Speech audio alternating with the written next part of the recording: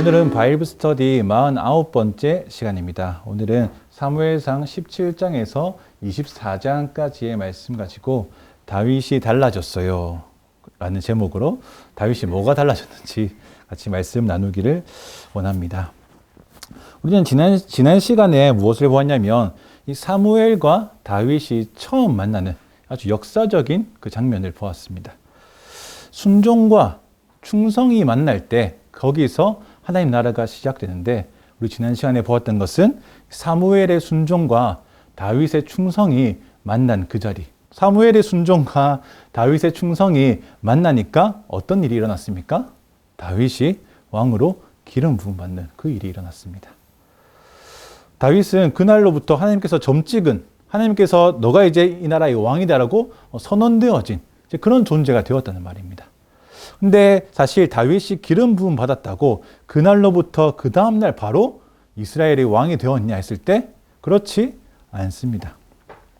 다윗은 사무엘에게 기름 부음 받은 것은 사무엘상 16장의 일인데, 근데 그가 실제로 이스라엘의 왕이 되어서 왕의 어떤 행사력을 이제 실천하는 그것은 언제 일어납니까? 사무엘 하 5장 이후로 일어납니다. 기름 부음 받은 것은 사무엘상 16장인데 사무엘 하 5장에 이르러서야 그가 진짜 왕으로서 뭔가를 한단 말입니다. 그러면 사무엘상 17장부터 몇 장까지 있습니까? 31장까지. 그리고 사무엘하 1장부터 4장까지 다윗은 뭐 하고 있었습니까? 그저 그날이 오기를 기다리면서 편안하게 원래 보던 양들을 치면서 세워라 내워라 그렇게 안정감 있게 잘 지냈습니까? 그렇지 않습니다. 그죠? 자기 양들을 돌보며 여유 있게 살던, 양들만을 지키면서 곰하고 사자하고 싸우던 그 시절의 다윗은 사무엘에게 기름 부음 받은 그 순간 끝났습니다. 더 이상 다윗의 삶은 이전처럼 목동으로 양들을 치던 그런 다윗의 삶으로 되돌아가지 못했다는 것입니다. 사무엘에게 기름 부음 받은 그 순간부터, 그러니까 사무엘상 16장부터 그 17장 이후로 다윗의 삶은 어땠다? 아주 다이내믹했다. 그죠? 다르게 얘기하면 마음을 한순간도 놓을 수 없을 정도로 치열하고 긴장되고 급변하는 그 모든 상황 속에서 다윗이 모든 시간을 다 보내는 것입니다. 다윗의 인생사는 결코 여러분 녹록지 않았습니다. 그죠? 다시 말하면 다윗의 인생이 만만치 않았다는 것입니다. 여러분의 인생은 좀 만만하십니까? 여러분 좀 인생 좀 편하게 잘 지내고 계신가요? 그럴 수도 있겠지만 우리의 인생 전체를 놓고 본다면 사실은 우리 인생도 녹록지 않죠. 만만치 않다는 것입니다. 다윗만큼이나 우리 인생도 우리 인생 상대하기에 만만하거나 상대하기 쉽지 않습니다. 저마다 제가 지금 마이크를 차고 있지만 다 여기 나오셔가지고 마이크를 쥐어드린 다음에 여러분 인생 얘기 한번 해봅시다 하면 누가 나와도 그죠? 15분이 모자라고 30분이 모자라고 밤을 새우면 조금 어느 정도 할까 말까 그만한 여러 인생 이야기들을 다 가지고 있다는 것입니다. 근데 그 이야기의 대부분이 뭘까요? 내 인생이 녹록지 않습니다 라는 이야기겠죠. 겉으로 보기에는 아무 문제 없어 보이는, 잘 모를 때는 그냥 좀 편안하게 잘 살아왔을 것 같은 사람도 막상 그 사람하고 얘기를 좀 해보면 이렇게 살아왔단 말이야? 그렇게 깜짝 놀라는 경우가 꽤 자주 있습니다. 그렇죠? 잘 모르니까 괜찮게 보이는 거지 잘 알면 안 괜찮다는 말입니다. 물론 이게 객관적인 지표가 있어가지고 좀 따지다 보면 누구는 조금 더 고통스럽고 누구 좀 더 덜 고통스러울 수 있지만 객관적으로 나눌 수 있겠지만, 근데 그것이 객관적인 것과 상관없이 개인에게는 내가 당하는 이 일이 그 어느 것보다 큰 일이 되는 것입니다. 다윗도 마찬가지입니다. 다윗도 16장부터 사무엘상 16장부터 사무엘 5장까지 기름 부음 받은 때부터 진정한 왕으로 등극하기까지 아주 만만치 않은 인생을 살아왔다는 것입니다. 오늘은 그 인생의 절반 정도 17장부터 24장까지를 다윗의 동선을 따라서만, 사실 거기에는 여러 사람들의 얘기가 많이 있는데 다윗의 동선을 따라서만 다윗이 어떻게 살아왔는지를 좀 같이 보고자 합니다. 우리 PPT 한번 볼까요? 그래서 17장부터 24장까지가 다 채워지면 오늘 설교 끝입니다. 그죠? 17장이 무슨 내용이 있습니까? 그 유명한 다윗과 골리앗 이야기 있습니다. 교회를 안 다녀도 아는 다윗과 골리앗. 이스라엘과 블레셋이 대치하는 그 가운데서 그때 다윗은 나이가 어렸기 때문에 전쟁에 참여하지는 못했지만 전쟁에 참여한 자기 형들 도시락 챙겨주러 그 전쟁 한복판에 갔다가 뭘 듣습니까? 어떤 소리를 듣는데 무슨 소리?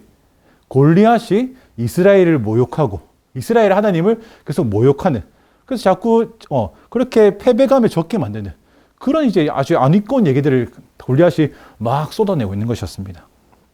다윗이 도시락 갖다 주러 갔다가 우연찮게 골리앗이 하는 그 얘기 듣고 어떻게 합니까?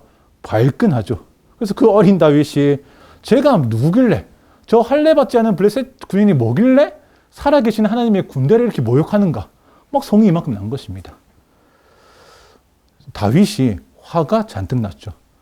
근데 이상합니다. 그죠? 그때 있던 다른 이스라엘 모든 사람들은 잘 참고 있었는데 다른 이스라엘 모든 사람들은 골리앗이 무슨 말을 하든 그 평화주의자된 마음으로 잘 이렇게 넘기고 그 참은 인자를 생기면서 잘 참고 있었는데 유독 다윗만 그것을 못 참았습니다. 그래서 다윗이 골리앗과 싸우고 싶어서 사울 왕을 설득해내죠. 내가 가서 싸우겠다. 그래서 그 이야기는 이후로는 우리가 잘 알듯이 다윗이 물맷돌로, 물맷돌 이전에 뭡니까? 하나님의 이름으로 골리앗을 무너뜨리고 이기게 됩니다.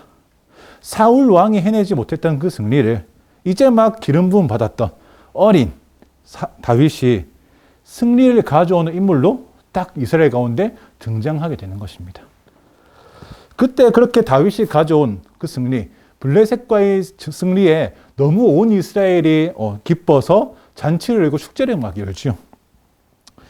온 이스라엘이 축제를 열어서 다윗을 칭송하고 사울을 칭송하던 그때, 온 나라가 축제 분위기였을 그때에 다윗의 인생은 꼬이기 시작합니다.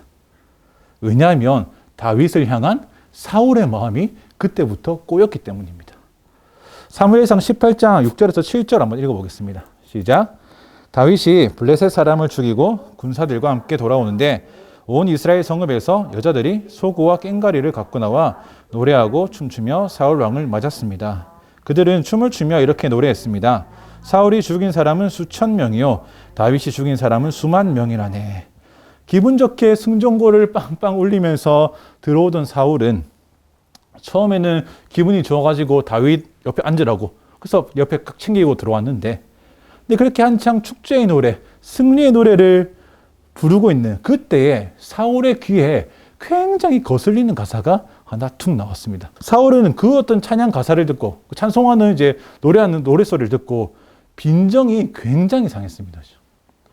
근데 빈정만 상하면 다행인데 빈정만 상하지 않고 어디서부터 알 수 없는 이 두려움이 막 몰려들기 시작했습니다. 왜냐하면 아주 예전에 사무엘로부터 어떤 이상한 얘기를 하나 들은 기억이 났기 때문에 그렇습니다.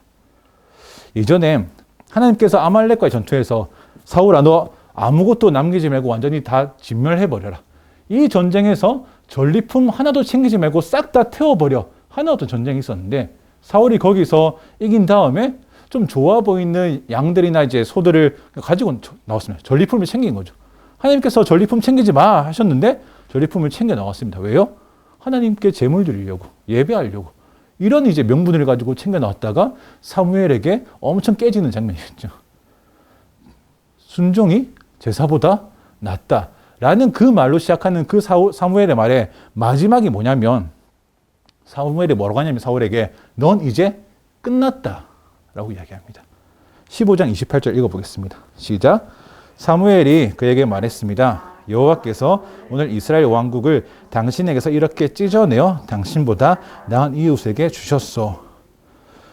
사무엘이 지금 사울한테 여호와께서 이스라엘 왕국을 너가 아니라 왕의 이웃에게 넘겨주셨다. 너 이제 끝이다 라고 선언하는 것입니다.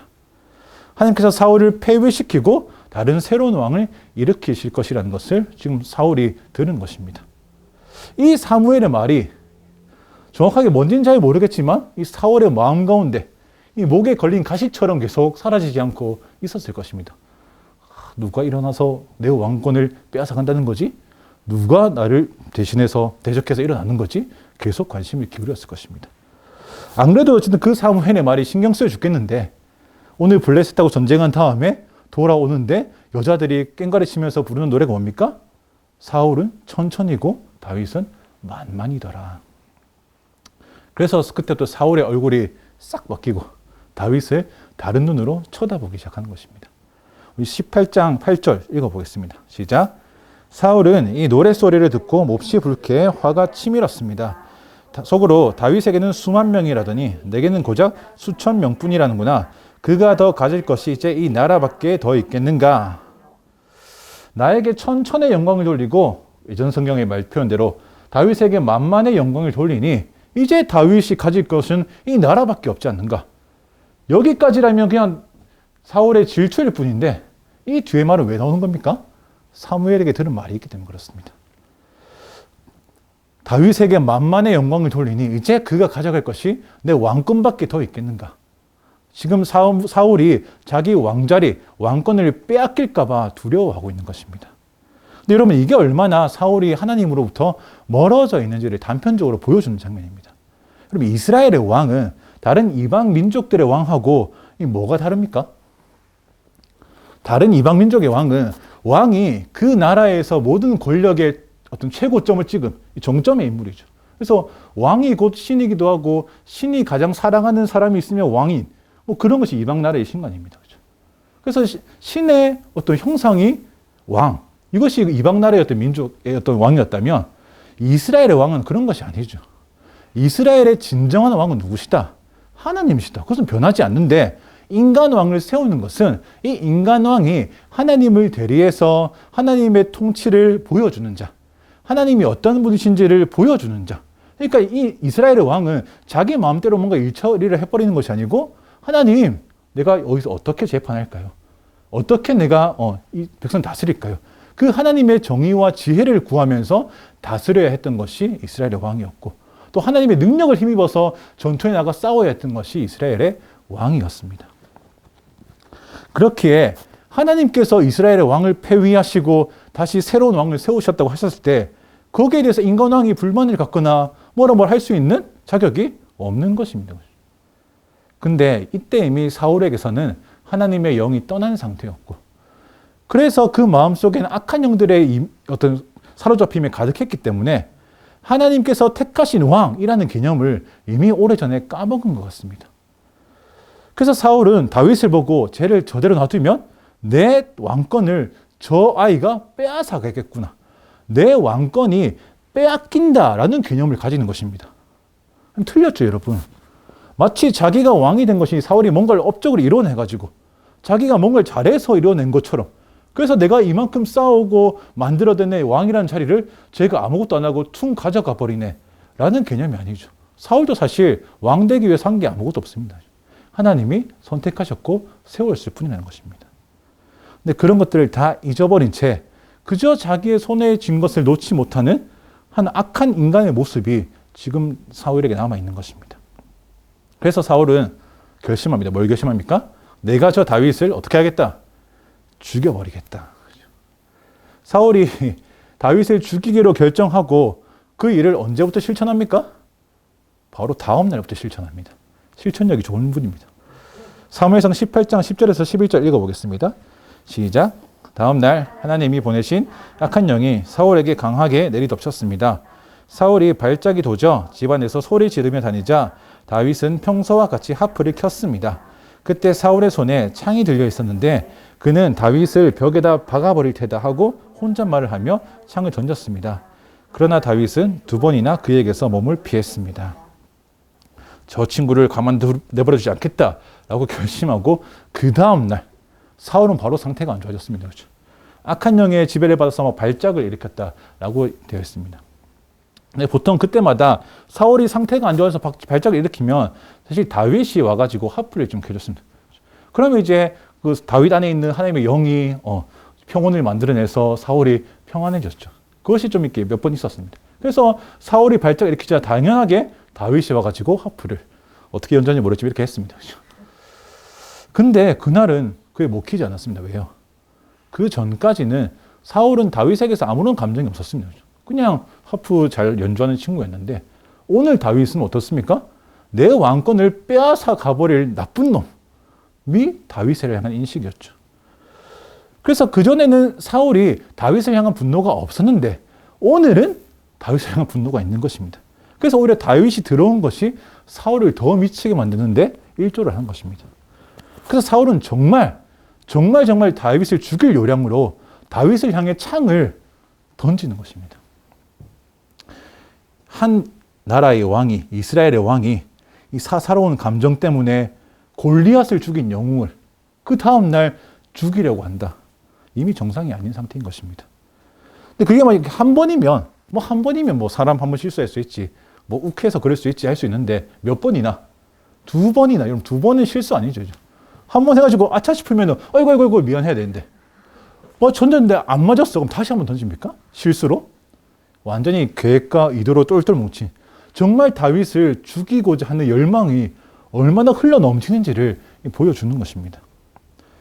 근데 하나님께서 다윗을 지키셨기 때문에 그 일은 미수에서 그치지만은 근데 이 일 자체 다윗을 죽이려고 창을 2번이나 던진 그 사울 이 일은 다윗 자체에게도 엄청난 충격이었습니다. 그죠? 잘 피했지만 충격은 피하지 못했습니다. 그렇지 않겠습니까? 자기는 그동안 뭐 했습니까? 거의 평생을 목동으로 조용하게 일하다가 자기가 한 일이라고는 사무엘이 와서 내가 요청한 것도 아니고 사무엘이 와가지고 뭔가 기름을 붓고 또 자기가 한 일이라고는 사울의 근심거리이던 골리앗을 때려 눕힌 일, 그리고 자기가 한 일이라고는 사울 상태가 안 좋으면 합격해가지고 치유해 준 일, 이거밖에 없는 것 같은데 근데 갑자기 그 왕이 이 다윗 이놈 하면서 창을 던져 죽이려고 한다. 한 번도 아니고 2번이나. 다윗은 PPT 보면 18장에 무슨 내용이 뭡니까? 그러니까 사울 왕에게 죽을 뻔한 것입니다. 다윗은 사울 왕에게 죽을 뻔했습니다. 그래서 물론 아직 사울 왕을 섬기는 자로 그 옆에 있었지만 이 일은 다윗에게 굉장한 삶의 변화를 가져오는 사건이 되는 것입니다. 다윗은 그 마음이 아주 크게 요동쳤을 것입니다. 근데 사울이 다윗을 죽이려고 하는 계획은 거기서 끝나지 않죠. 18장 17절에 보면 읽겠습니다. 시작. 사울이 다윗에게 말했습니다. 내 큰딸 메랍은 내게 시집 보낼 테니 너는 그저 나를 위해 여호와께서 함께 하시는 전쟁에서 용감하게 싸우면 된다. 그러나 사울은 속으로는 내가 직접 그를 치지 않고 블레셋 사람들이 치도록 해야겠다라고 생각하고 있었습니다. 18장 17절은 무슨 내용입니까? 사울이 갑자기 자기 딸 메랍을 다윗에게 주고 싶다는 것입니다. 너 내 사위하자. 근데 이것은 왜 그러냐면 이미 골리앗에게 현상금을 걸면서 저자를 쓰러뜨리면 내가 사위 삼겠다라고 약속을 했습니다. 그래가지고 이제 그 약속을 이루는 장면인데, 근데 그 약속을 이루는 장면이기도 하지만 동시에 다윗을 죽이려는 계략이기도 합니다. 그죠? 다윗을 사위 삼은 다음에 온갖 전쟁에 다 보내버려서 그 전쟁에서 다윗 죽어버리면 좋겠다라는 생각입니다. 처음에는 자기가 직접 창을 던져서 죽이려고 했는데 그게 안 되니까 저 블레셋 군인들의 손에 맡겨야겠다. 너네 사위가 되어 나 대신 모든 전쟁에 나가고 어디선가 죽어라 하는 것입니다. 지금 사울 왕은 사실 말이 왕이지 이미 왕으로서의 기능은 전혀 하지 못하고 자기가 가진 창, 자기가 가진 권력, 또 자기 딸을 이용해서 자기가 가진 모든 것을 다 동원해서 다윗을 죽이는 데만 혈안되어 있다는 것입니다. 그래서 19장 내용도 뭐냐면 그 이후에 결국 또 사울 왕에게 다윗이 또 죽을 뻔하는 일입니다. 18장에서 아까 보았지만 창을 2번 던짐 당하고 자기 딸을 주어서 전쟁에서 죽게 만들려는 그 사울이었다면 19장에서 그 일이 그치지 않고 한 번 더 일어납니다. 19장에서도 마찬가지로 다윗은 사울에게 또 죽을 뻔합니다. 블레셋과의 전쟁이 생겨서 다윗을 보내죠. 사울은 그 전쟁에서 다윗이 죽기를 바랬을 것입니다. 일단 가서 블레셋과는 싸우되 너는 죽어서 와라. 이것이 사울의 마음 아니었을까요? 이스라엘의 승리 어쩌면 보다도 그 전쟁에서 전쟁 영웅이었던 다윗이 죽기를 바라는 것. 사울은 온통 그 생각뿐이었습니다. 근데 다윗은 사울의 기대를 보란듯이 저버리지요. 그 전쟁에서 보란듯이 승리하고 돌아옵니다. 다윗이 죽지 않고 살아서 돌아왔다. 또다시 자연스럽게 백성들과 신하들은 다윗을 칭송하고 높였겠습니다. 거기에 사울은 안 되겠네.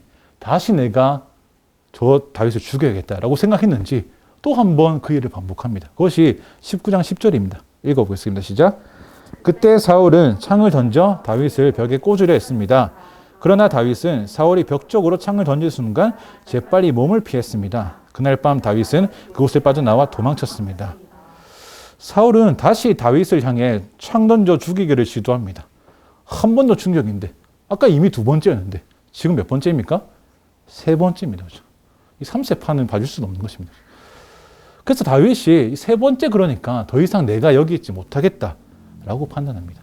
두 번까지는 그래 내가 참아 주었는데 세 번은 못 참지 해서 뛰쳐나오는 것입니다. 나중에 다윗이 요나단하고 이야기하면서 죽음과 나와 죽음의 사이가 한 걸음밖에 차이가 나지 않는다라고 표현을 합니다. 근데 그것이 아직 표현이 아니고 실제적이죠. 실제로 사울이 던진 창과 다윗은 한 걸음 사이에서 비껴가고 있는 것입니다. 사울이 던진 창이 정말 옆을 스치고 있기 때문에 다윗은 진짜 말 그대로 죽음을 한 걸음 차이로 피하고 있는 것입니다. 그래서 다윗은 사울의 딸인 미갈의 도움을 받아서 창문으로 빠져나와서 도망갑니다. 그렇게 도망친 다윗이 어디로 가냐면 라마라는 동네로 갑니다. 라마에 누가 있습니까? 사무엘이 있습니다. 그렇죠? 다윗은 도망치다가 문득 사무엘이 생각난 것 같습니다. 나 왜 도망치고 있지? 사울이 죽이려고 하네? 사울이 왜 나 죽이려고 하지? 잘 모르겠어. 내가 한 게 뭐지? 골리앗. 그럼 골리앗한테 갈 수는 없고. 그냥 하는 게 뭐지? 사무엘한테 기름 부었네. 거기가 이 일의 모든 시작이네. 그래서 사무엘한테 달려가는 것입니다. 그래서 사무엘한테 가서 무슨 말을 했는지 정확하게 다 나와 있지 않습니다만은 사무엘에게 다윗은 그간의 일을 다 말했다라고 이야기합니다. 그간의 일을 하면서 왜 이런 일이 일어납니까? 라고 물어봤을 수도 있고 또 이제 내가 어떻게 해야 됩니까? 라고 여쭤봤을 수도 있죠. 아니 하다못해 사무엘을 원망했을 수도 있겠습니다. 근데 그렇게 사무엘하고 한창 이야기하던 것을 하던 중에 다윗이 그 라마에 있다는 소식이 사울의 귀에 들어가죠. 그래서 사울이 친히 다윗 잡으러 라마에 찾아갑니다. 다윗은 또 사울을 피해서 사무엘과 이별하고 도망치는 것입니다. 이때부터 본격적으로 도망자 다윗의 인생이 시작됩니다. 그리고 20장 내용이 뭐냐면 이제 사울에게서 완전히 사울이 지금 나를 죽이려고 하는 게 일시적인 일인가? 지금 기분 나빠서 그런 건가? 아니면 진짜 내가 죽을 때까지 저렇게 하려는 건가? 이것을 확인하죠. 20장의 내용은 다윗이 이제 아까 사울에게 도망쳐서 그 아들 요나단을 만나는 장면입니다. 20장은 요나단을 만나가지고 왜 니네 아버지가 나를 죽이려 하냐? 내가 뭘 그렇게 잘못했는데? 라고 막 항변을 합니다. 내가 뭘 잘못했는지 가르쳐달라. 뭘 알아야 용서를 구하든지 사과를 하든지 아니 내가 체념을 하든지 할 거 아니냐. 아니 하다못해 이 일이 빨리 끝날 것이냐. 아니면 진짜 내가 죽을 때까지 사울이 저럴 거냐. 이게 너무너무 궁금해서 얘기하는 거죠. 근데 그에게 요나단은 아직 상황 파악을 제대로 못했습니다. 아니 아버지가 다윗이라는 것은 알고 있는데 에이 그 정도일까? 라고 이제 좀 편하게 생각을 하는 거죠. 나이브하게. 설마 그렇게까지 아버지가 다윗을 진심으로 죽이고 싶어 하나? 그래서 그것을 알아보기 위해서 요나단과 다윗은 계획을 하나 세웁니다. 뭐냐면 이 다음 날이 초하루 잔치, 이제 명절이 열리는데 초하루 잔치에는 사울 왕이 무조건 참석하게 되어 있습니다. 사울 왕이 참석한다는 것은 사울의 사위인 다윗도 무조건 참석해야 되는 거죠. 근데 사울의 사위인 다윗이 당연히 그 자리에 참석해야 되는데 다윗이 뭐라 말하냐면 내가 거기 참석 안 해볼게.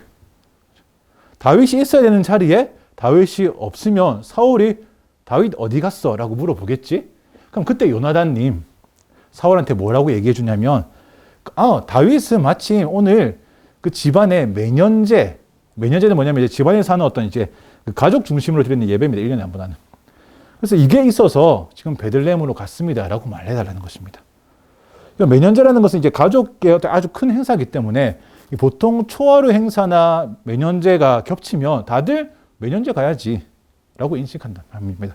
어지간한 행사하고 매년제 겹치면 매년제 가는 게 당연한 일이었단 말입니다. 그래서 사울이 정상이라면 초하루 행사에 다윗이 없지만 어디 갔어? 매년제인데요. 집에 갔는데 보통이라면 정상이라면 그래? 그럼 말을 좀 해주고 가지. 정도의 섭섭함이 있을 수 있어도 화낼 일은 아니라는 말입니다. 근데 지금 사울은 다윗을 죽이기 위해 혈안이 되어 있다면, 또 그렇게 되어 있으면 초하루 행사에 다윗이 보이면 바로 죽이고 싶어 할 테고 그런 계획을 세워왔겠죠. 근데 다윗이 안 보이면 자기의 어떤 죽이고 싶은 열망을 풀 수가 없어서 매년제고 뭐고 화를 엄청 낼 거다. 그러면 그 사울의 마음은 진심이다라는 것이죠. 그래서 지금 사울하고 요나단하고 다윗은 그 이야기를 하는 것입니다. 사울이 화를 내면 나는 영원히 도망갈 것이고 사울이 좀 괜찮으면 다시 내가 돌아가겠다라는 것입니다. 그래서 요나단이 알겠다고 하죠. 그래서 신호를 줍니다. 너가 저 바위 어디에 숨어 있어라.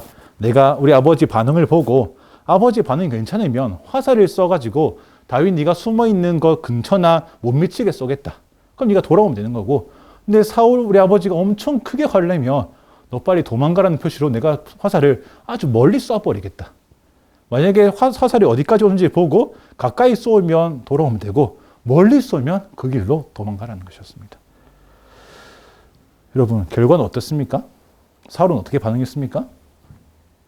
다윗이 매년제 때문에 고향에 갔다라고 요나단이 얘기하니까 사울은 기다렸다는 듯이 불같이 화를 내면서 거기에 그치지 않고 자기 아들 요나단을 욕하고 모욕하고 심지어 요나단을 죽이려고 창을 던집니다.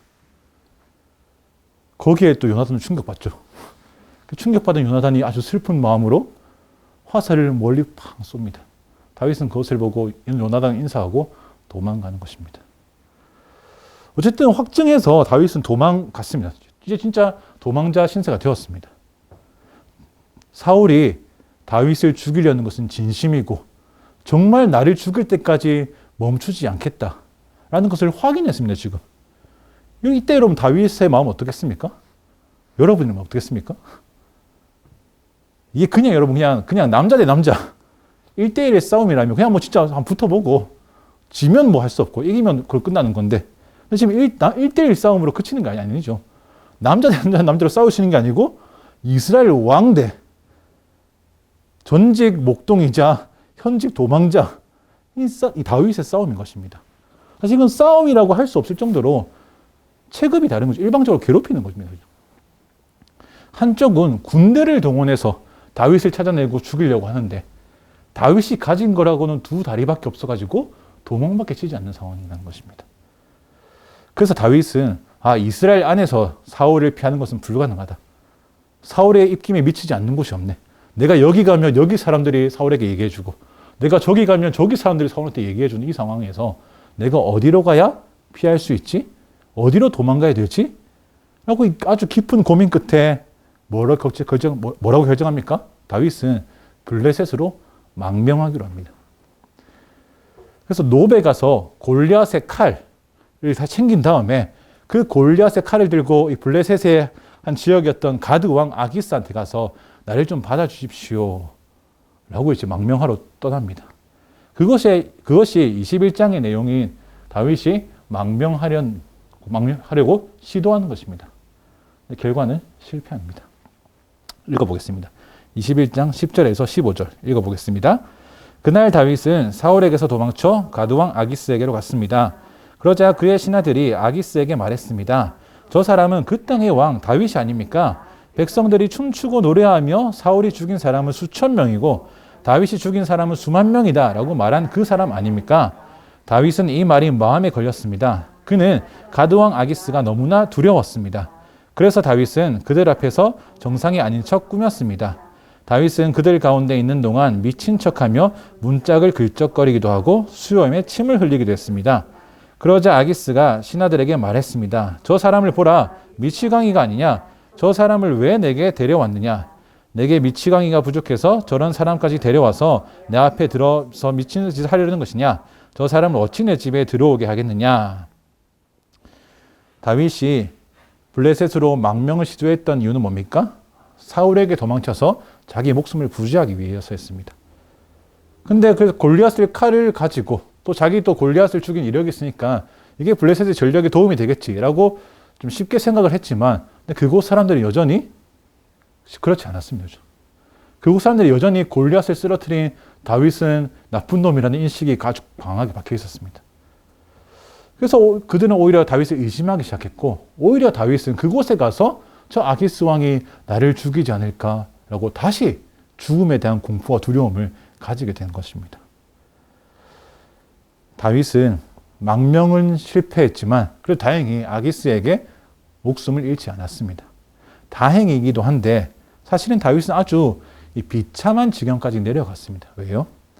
살기 위해서 미친 척을 해야 되는, 미치지 않았는데 미친 척을 해야 되는, 속아 넘어갈 만큼 제대로 연기를 해야 되는 그 비참한 상황에 빠진 것이 다윗이었습니다.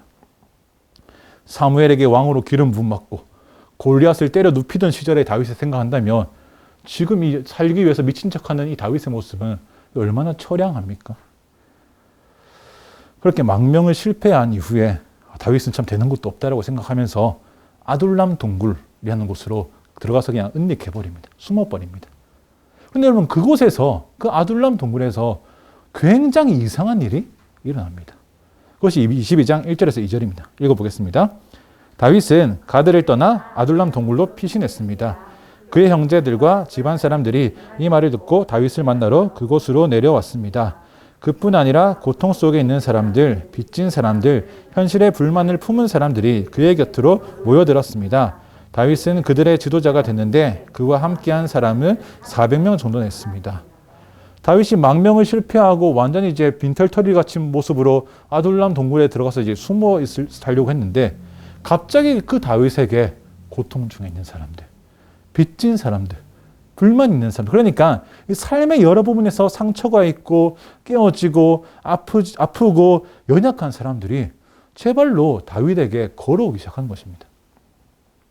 다윗이 가장 비참한 지경에 이르렀을 그때, 살기 위해서 미친 척을 해야 됐던 그때, 그 비참한 상태 때 갑자기 자기와 비슷한 모양의 사람들이 다윗이 있다는 그 동굴에 막 모여들기 시작한 것입니다. 400명 정도 모였고 거기서 다윗은 아둘람 공동체의 지도자가 됩니다. 그것이 22장의 내용입니다. 아둘람의 지도자가 되었다. 그럼 이 400명의 사람들 다 어디서 왔을까요? 다윗이 막 홍보하고 다녔습니까? 나와 비슷한 자들 오십시오. 설명은 없습니다만은 하나님께서 다윗에게 보내주신 사람들이겠죠. 하나님께서 다윗에게 붙여준 사람들입니다. 하나님께서 무슨 이유에서인지 다윗에게 사람들을 막 보내주셨습니다. 그리고 다윗은 얼떨결에 그 공동체의 지도자가 되었습니다. 이 일은 다윗에게 굉장히 중요한 일인데 왜 그러냐면 다윗에게 있어서 다윗의 모든 것이 회복되는 그 전환점이 되는 순간입니다. 왜냐하면 여러분 23장에 어떤 일이 일어나냐면 그일라를 그러니까 그일라에서 블레셋 사람들이 쳐들어왔는데 다윗이 그 이야기를 듣고 그일라에 가서 블레셋 사람들을 다 쳐부수는, 그 전까지는 도망자 다윗이었는데 갑자기 23장에서는 이 용맹스러운 전사 다윗의 모습이 갑자기 툭 튀어나옵니다. 조금 전까지만 하더라도 살고 싶어서 미친 척을 했던 다윗이 갑자기 골리앗과 싸워 이기던 그 다윗으로 변한 것입니다. 회복된 것입니다. 그래서 여러분 읽어보시면 알겠지만 21장까지의 다윗과 22장부터의 다윗이 완전히 다른 사람으로 보여집니다. 실제로 많은 영역에서 21장까지의 다윗과 22장까지 이후로부터의 다윗이 많은 부분에서 회복된 모습을 보여주는데 가장 큰 것이 무엇이냐면 다윗이 21장까지는 안 하던 것을 22장부터는 하기 시작합니다. 여러분 18장부터 시작해서 사울왕에게 죽을 뻔하고 도망치고 겁내서 살려고 망명까지 하던, 거기서 또 살기 위해서 미친 척까지 하던 다윗이 그동안 안 했던 게 있습니다.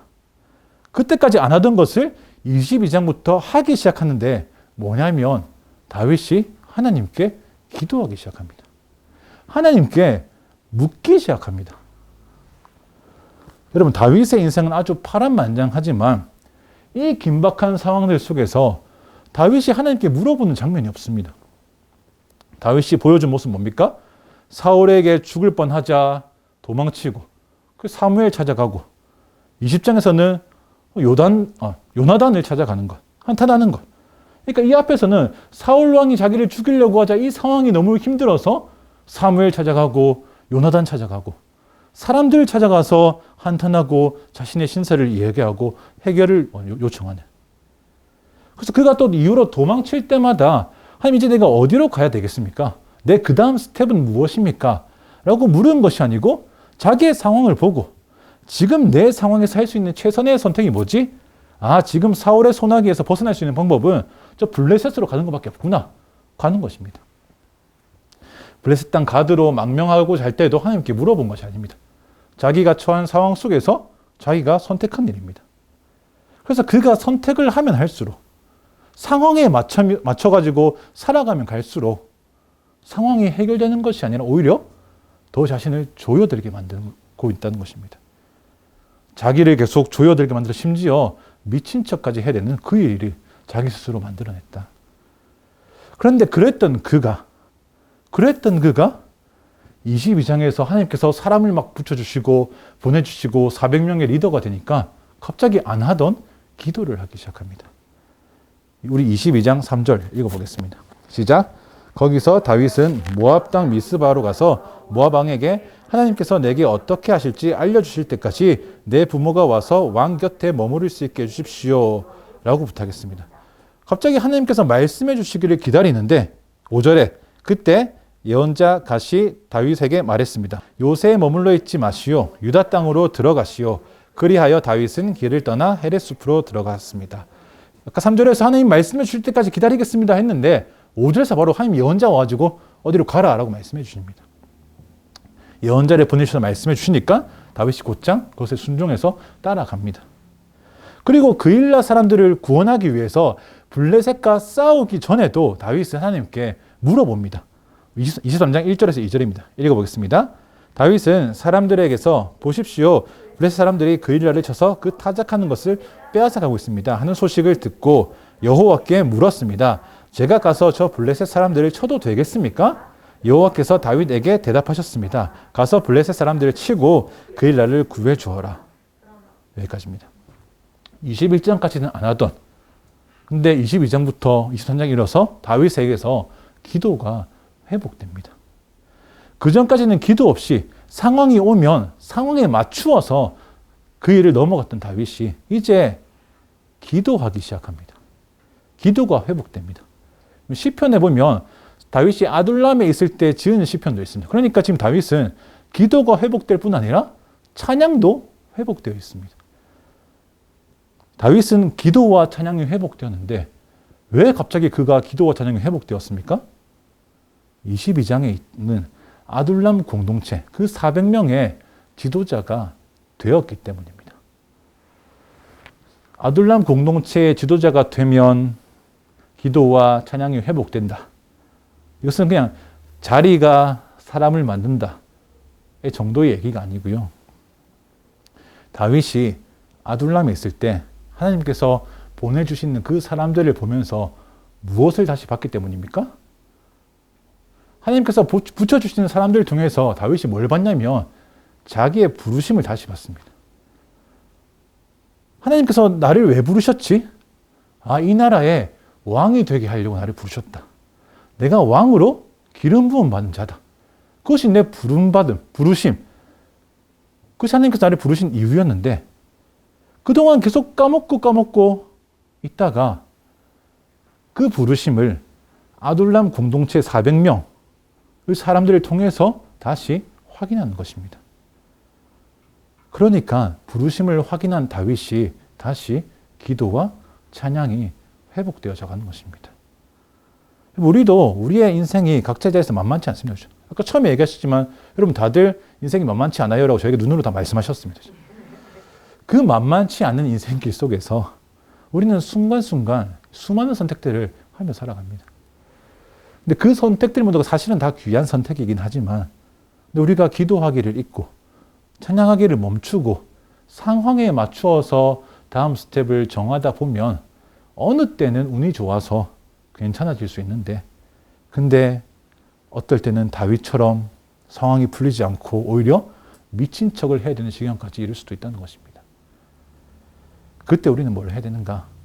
하나님 나를 왜 부르셨지? 그때 우리는 하나님께서 우리를 부르신 그 이유, 그 부르심을 다시 기억해야 되는 것입니다. 하나님께서 우리를 부르셨습니다.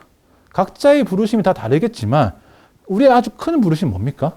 우리가 이 세상에서 예수 그리스도의 빛을 받은 자로, 세상 가운데 그 빛을 전하는 자로 부르셨고, 또 너무너무 잘 알지만 우리가 세상 가운데 소금과 빛이 되라는 말씀으로 우리를 불러주셨습니다.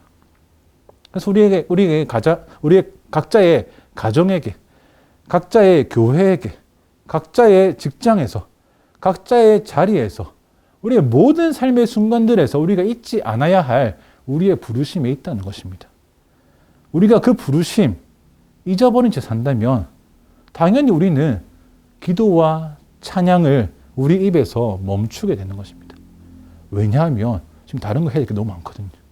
이 상황을 해결하기 위해서 지금 기도와 찬양할 때가 아니라 냉철한 판단을 해야지 한다는 말입니다.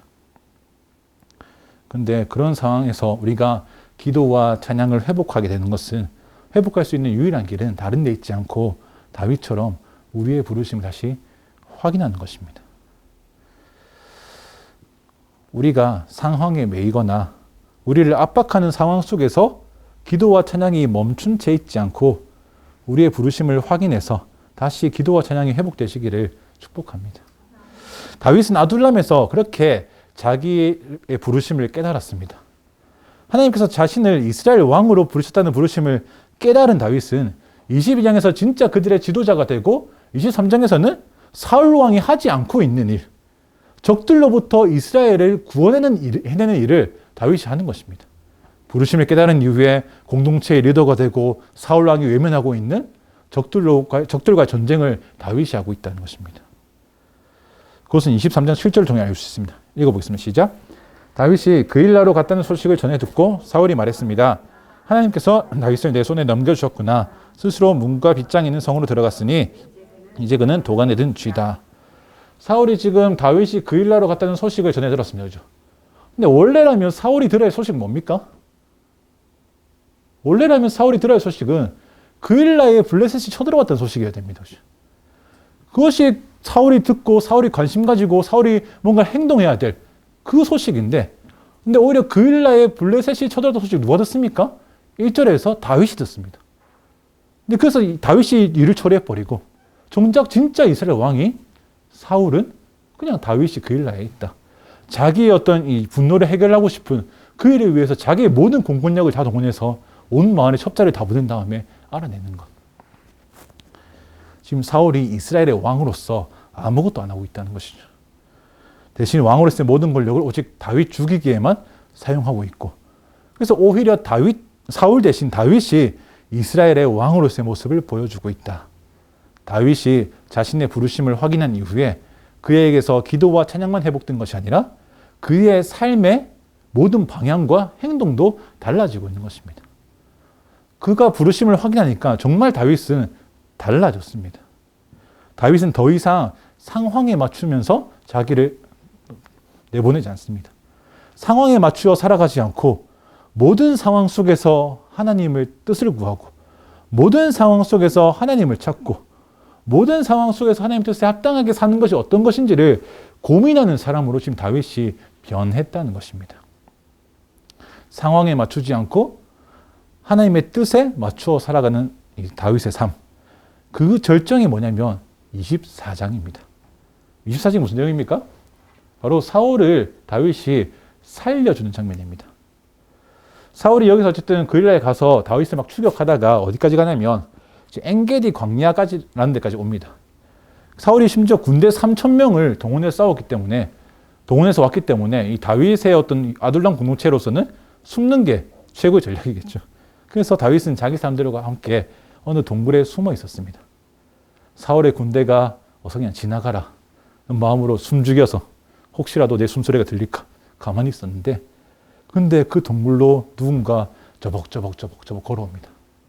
누굽니까? 사울 왕입니다.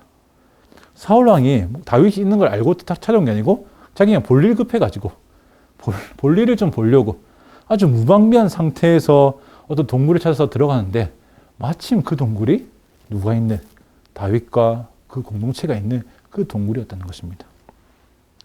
군대 3,000명을 데리고 온 사울이 혼자 있는 시간이라고는 거의 없을 것입니다. 그렇죠? 근데 제 발로 사울이 무방비한 상태로 마음을 놓고 그냥 그 동굴에 들어와 있다. 다윗이 있는 줄 모르고. 지금 어떤 상황이겠습니까? 당연히 다윗이 사울을 죽이고 이 지긋지긋한 도망자 신세를 끝내버릴 아주 절호의 기회 아니겠습니까? 그야말로 하늘이 주신 기회이겠죠. 이 생각은 다윗 옆에 있는 사람들도 비슷했습니다. 우리 24장 4절 읽어보겠습니다. 시작. 다윗의 부하들이 말했습니다. 오늘이야말로 여호와께서 내가 내 원수를 내 손에 넘겨주어 내 마음대로 하도록 하리라 라고 말씀하신 그날인가 봅니다. 그러자 다윗은 살그머니 기어가 사울의 겉옷 한 자락을 잘라냈습니다. 이 옆에 있는 다윗의 부하들이 뭐라 했습니까? 오늘이야말로 그렇죠? 이 말씀이 이루어진 날인가 봅니다. 근데 하나님께서 이 말씀을 언제 했는지는 사실 기록되어 있지 않습니다. 그죠? 그래서 이 다윗의 부하가 마음대로 얘기한 것일 수도 있고, 아니면 자기 마음대로 또 뭐 예언을 받았을 수도 있고, 잘 모르겠지만, 하여튼, 아마 여기서는 조금 더 자기 마음에 합한 이야기일 것입니다. 무슨 얘기 합니까? 지금 다윗 선생님 뭘 망설입니까? 사울이 있네요. 가서 죽이면 끝. 이제 우리 인생이 열리고 평화가 시작됩니다. 이거 하나님 주신 기회 아니면 뭐라고 설명할 수 있겠습니까? 라고 다윗이 얘기하는 거죠. 누가 보아도 사울을 죽일 만한 기회. 누가 보아도 죽이는 것이 당연한 것처럼 보이는 이때. 근데 심지어 다윗 옆에서 다윗을 위하는 사람들이 그렇게 하라고 재촉하는 이때. 그래서 가서 그냥 죽이면 될 것 같은데 다윗이 뭔가 찜찜합니다. 모든 상황이 다윗의 등을 밀면서 가서 사울을 죽이면 돼. 그래서 그 상황에 몸을 맡겨서 사울을 죽이면 될 것 같은데 다윗은 찜찜한데 지금 상황이 그거 맞는 것 같은데 찜찜한데 저 원수 같은 사울 변함없지만 또 제가 나를 죽이려고 군대 3,000명 끌고 온 것도 사실인데 지금 사울 죽이지 않으면 또 이런 기회가 언제 오지? 다 맞는데 지금 사울을 죽이려고 하니까 이거 하나님 뜻이 아닌 것 같은데 내 신앙 양심이 좀 거슬리는데 뭔지 모를 내 신앙 양심이 저기서부터 안 된다라고 이야기하고 있는 것 같은데 그렇게 생각하면서도 워낙 다윗의 부하들이 재촉하니까 할 수 없이 가서 죽이려고 하다가 사울의 옷자락 끝을 쓱 베어옵니다. 그런데 다윗은 사울의 몸에 손댄 것도 아니고 사울의 옷자락을 좀 잘라낸 그것도 너무 마음에 걸려서 참을 수가 없었습니다. 그래서 다윗은 사울을 죽이지 않고 돌려보냅니다. 5절에서 7절까지입니다. 읽어보겠습니다. 시작. 다윗은 사울의 옷자락을 잘라낸 것조차도 마음에 걸렸습니다. 다윗은 자기 부하들에게 말했습니다. 내 손을 들어 여호와께서 기름 부어 세우신 내 주인을 치는 일은 여호와께서 금하신 일이다. 그는 여호와께서 기름 부어 세우신 왕이다. 다윗은 이런 말로 자기 부하들을 나무라며 그들이 사울을 공격하는 것을 허락하지 않겠습니다. 사울은 동굴을 떠나 자기 길로 갔습니다.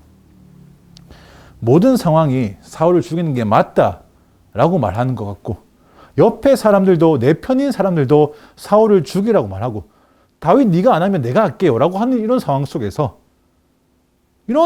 모두가 다 그러라고 하는 상황 속에서 거기 휩쓸리지 않고 내 신앙 양심은 다르게 말하고 있는 것 같은데 하나님 보시기에 좀 찜찜한 일인 것 같은데 라고 생각되어지니까 상황보다도 주위의 말보다도 자기 안에 있는 그 신앙 양심의 소리에 귀 기울여서 그 일에 따른 선택을 하는 것. 이것이 지금의 다윗입니다. 만약 여러분 예전의 다윗이었으면 상황에 맞춰서 망명까지 하던 21장까지의 다윗이었으면 어떻겠습니까? 다윗의 부하들이 말하기 전에 이미 가서 찔러놓고 왔을 것입니다. 이런 기회가 있나. 근데 지금 다윗은 다릅니다. 달라졌습니다. 더 이상 상황에 맞추며 살아가던 다윗 아닙니다. 더 이상 기도와 찬양이 멈춰있던 다윗 아닙니다. 더 이상 자기 목숨 위해서라면 블레셋으로 망명하고 또 자기 목숨 위해서라면 미친 척까지 하던 그런 비참한 상태의 다윗이 아니라는 것입니다. 부르심을 다시 확인한 다윗이고 부르심을 다시 확인한 다윗은 기도와 찬양이 회복된 다윗이고 기도와 찬양이 회복된 다윗은 상황에 따라 휘둘러거나 상황의 판단을 맡기는 것이 아니고 내 선택이 하나님 뜻에 합당한가? 아닌가? 이 일이 하나님 기쁘시게 하는가? 슬프시게 하는가? 그것으로 판단한다는 것입니다. 하나님 앞에서 이 일이 합당한 일인가 아닌가? 그것이 내 모든 행동의 기준이 되어서 하나님을 슬프게 하는 일이라면 모든 상황이 그렇게 하라고 막 부추겨도 하지 않겠다라는 것이죠. 모든 상황이 사울을 지금 당장 죽여야 됩니다라고 다 말을 하고 있어도 이게 하나님을 슬프시게 하는 일이라는 확신이 있을 때 하지 않겠다라는 것입니다. 나는 사울을 죽이지 않고 살려두겠다. 내가 나면 네가 하겠다고 너 하지 마. 오히려 자기 사람들을 꾸짖고 어떻게 해야 되는지 방향까지도 제시해 주는 것입니다. 부르심을 회복한 다윗은 자기 주위에 상황에 맞추며 살아가는 사람들에게 오히려 지침을 가르쳐 줍니다. 너 그렇게 상황에 휩쓸려서 살아가면 안 돼. 하나님의 뜻에 합당하게 살아가는 것이 무엇인지를 알려주는 것입니다. 부르심을 확인한 다윗은 이렇게나 다릅니다. 부르심을 확인하고 기도와 찬양이 회복된 다윗은 이렇게나 하나님의 마음에 민감한 것입니다. 여러분, 우리의 인생은 어느 지점에 계십니까? 만약 우리 인생의 지금 순간이 사무엘상 21장까지의 다윗, 기도와 찬양이 멈추어져 있고 상황에 맞추어서 내 삶을 선택해버리는 그 지점이라면 여러분이 다시 하나님 앞에서 우리의 부르심을 확인하셔야 되겠습니다. 하나님께서 우리를 부르시는 그 부르심, 하나님 나를 우리 가정에 왜 보내셨지? 하나님 나를 이 교회에 왜 보내셨지? 하나님 나를 이 직장권에서 뭘 하게 원하시지? 내 삶의 모든 순간에서 어떻게 하기 원하시지?